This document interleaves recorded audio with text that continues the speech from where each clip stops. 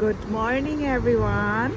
Here I'm at New Zealand, and what I'd like to show you guys is what I like the most about here.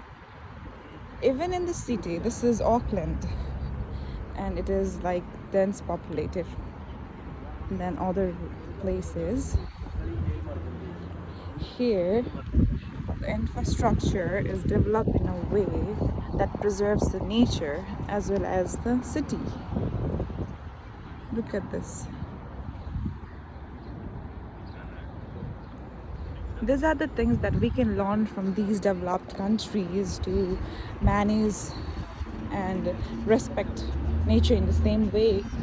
Here we can see the park, the nature, and some program is going on here along tennis.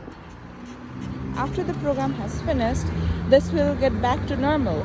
All the setups will be taken out and managed as normal. Look at this.